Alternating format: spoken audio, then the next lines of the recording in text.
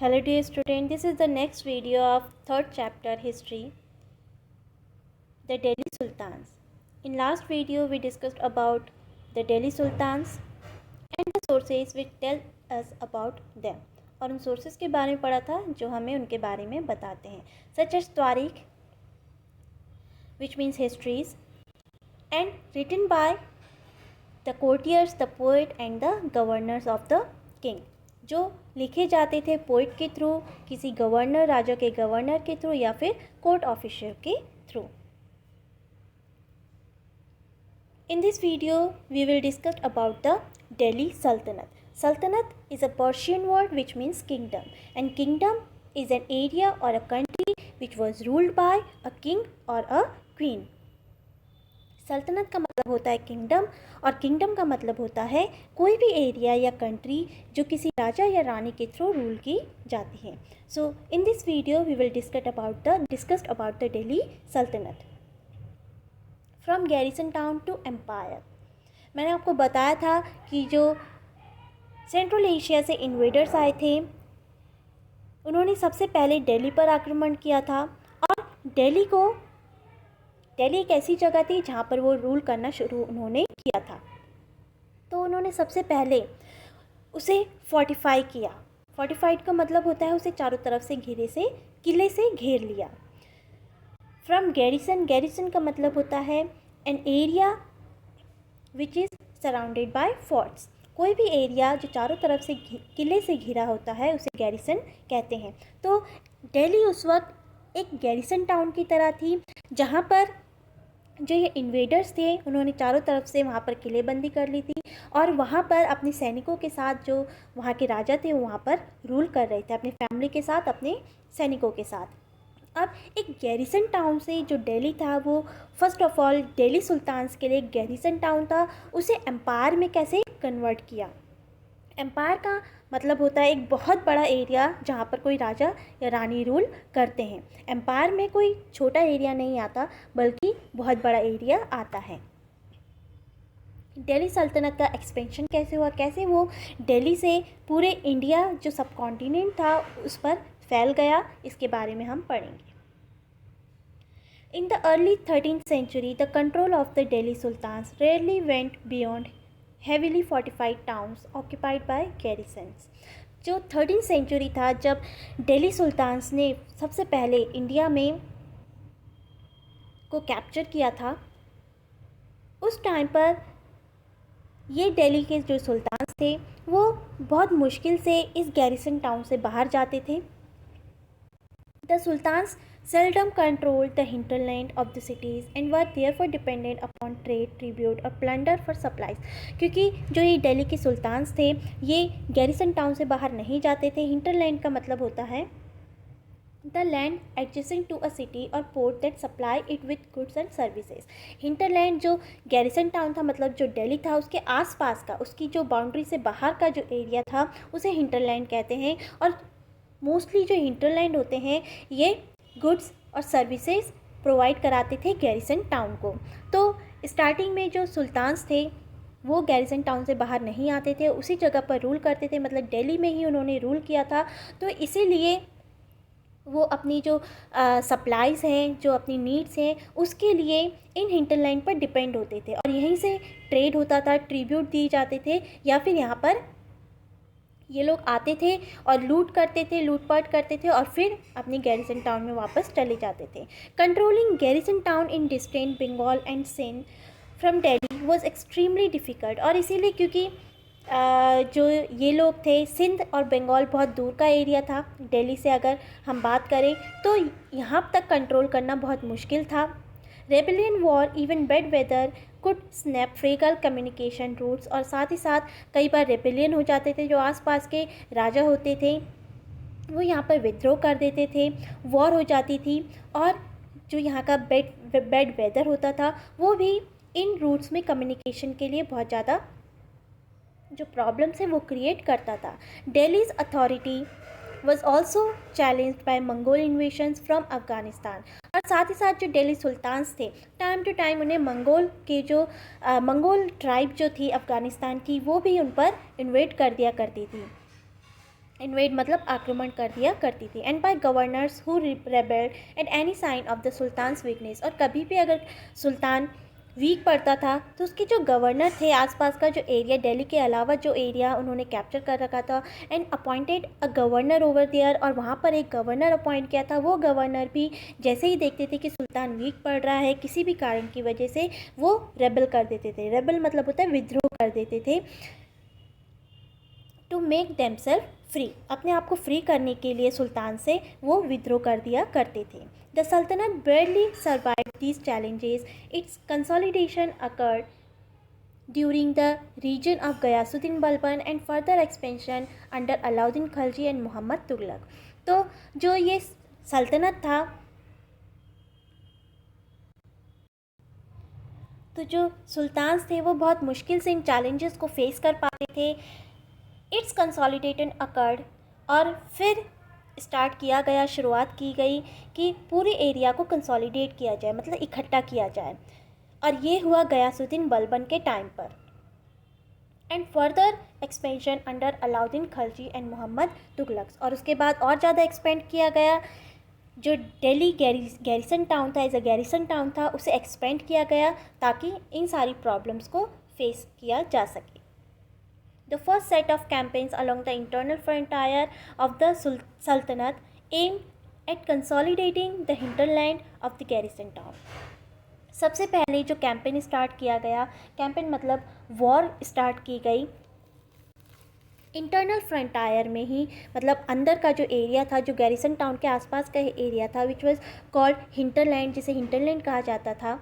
Garrison town के मतलब जो दिल्ली था उसके आसपास का एरिया, उसे दिल्ली में कंसोलिडेट किया गया। सबसे पहला कैंपेन यही था। During this campaigns forest were cleared in the Ganga Yamuna Doab and hunter gatherers and pastoralist expelled from their habitat. और इसके लिए जो सबसे पहले कदम उठाया गया वो ये था कि गंगा यमुना दोआब मीन्स होता है the area where two rivers combined, वो एरिया कहलाता है जहाँ पर दो रिवर्स आपस में मिलती है। Confluence of two rivers, confluence मतलब होता है मिलना, दो रिवर्स का मिलना। तो सबसे पहले गंगा यमुना का जो दोआब था, जो एरिया था, उससे सबसे पहले वहाँ के जंगलों को साफ़ किया गया।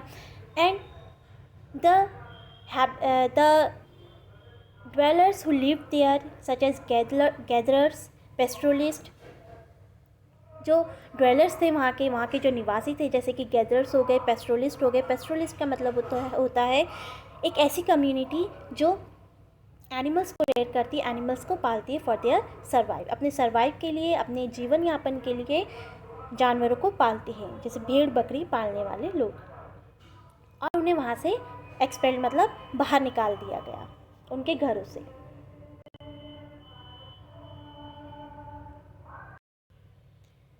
They cleared this land because to extension their army over there. इन्होंने इस एरिया को क्लियर किया था क्योंकि वहाँ पर वो अपनी आर्मी को इस्टेब्लिश करना चाहती थी ताकि जो इन्वेशन हो उसे इजीली फेस किया जा सके।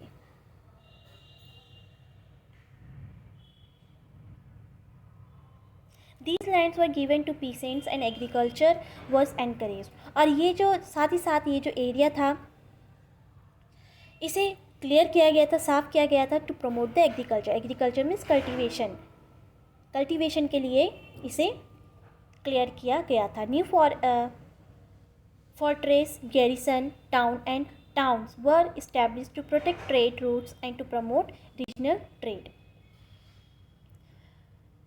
नए किले बनाए गए, गैरिसन टाउन बनाए गए। Garrison town the area which is surrounded by forts and towns were established to protect trade. Trade को प्रोटेक्ट करने के लिए इन गैरिसन टाउन्स और किले बनाए गए, और साथ ही साथ and to promote regional trade, जो रीजनल ट्रेड थे उन्हें भी प्रमोट करने के लिए ये काम किया गया।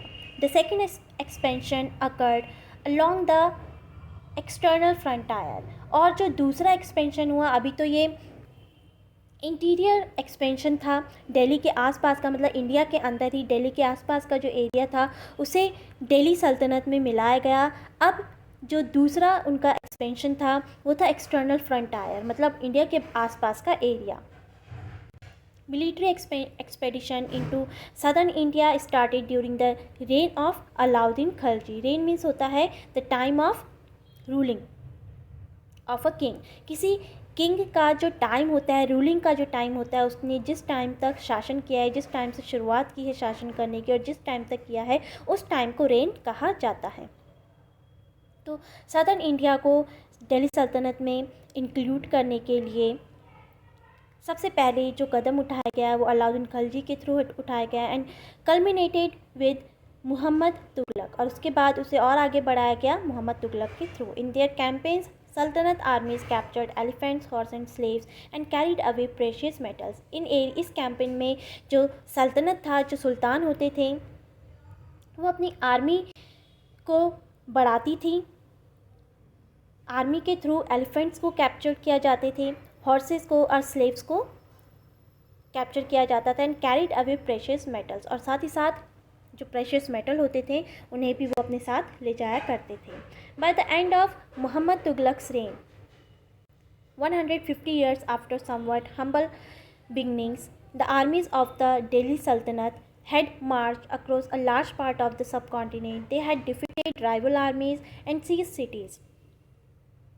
और इसके बाद मोहम्मद तुगलक का जब जो रेन था, जो रूलिंग टाइम था, उसके ख़त्म होने पर 150 years after somewhat humble beginnings, the armies of the Delhi सल्तनत जो दिल्ली सल्तनत की आर्मी थी, had March across large part of the sub continent, वो सब कॉन्टिनेंट के अदर पार्ट्स में गई।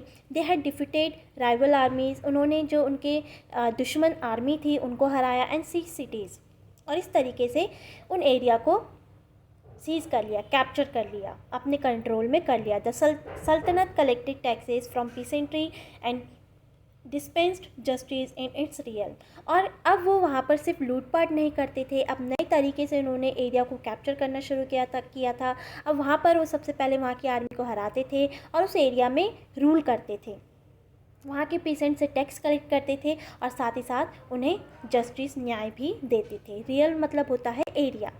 But how complete and effective was it's control over such a vast territory. लेकिन धीरे धीरे जो इनकी टेरिटरी एक्सपेंड हो रही थी, इतने बड़े एरिया को में रूल करना बहुत डिफ़िकल्ट था।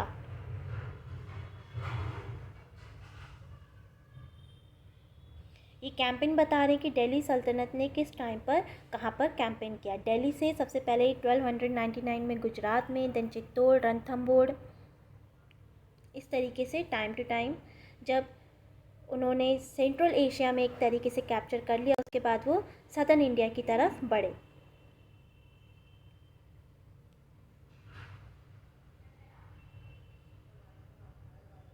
ये फिगर देखिए आप, यहाँ पर आपको एक बिल्डिंग दिख रही होगी जिसे आप जानते भी होंगे, कुतुब मीनार कहते हैं जिसे।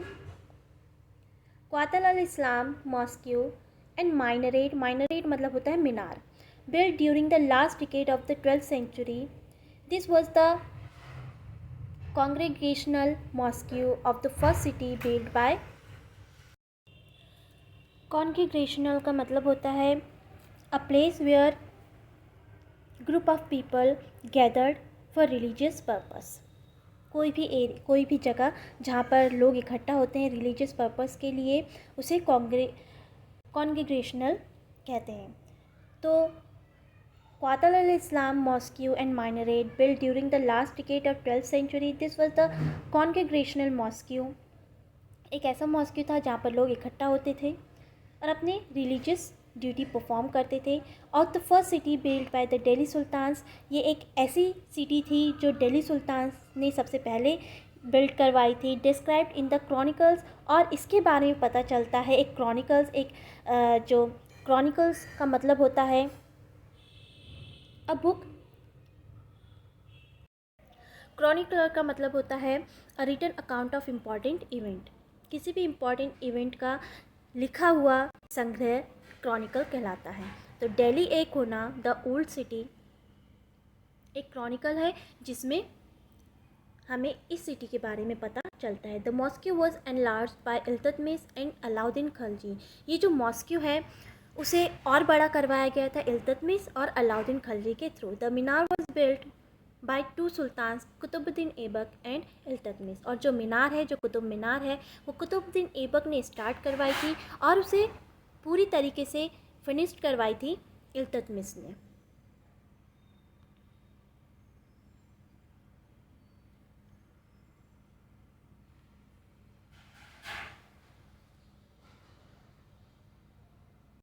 So the construction of the Qutub Minar was started by Qutbuddin Aibak and it was finished by Iltutmish.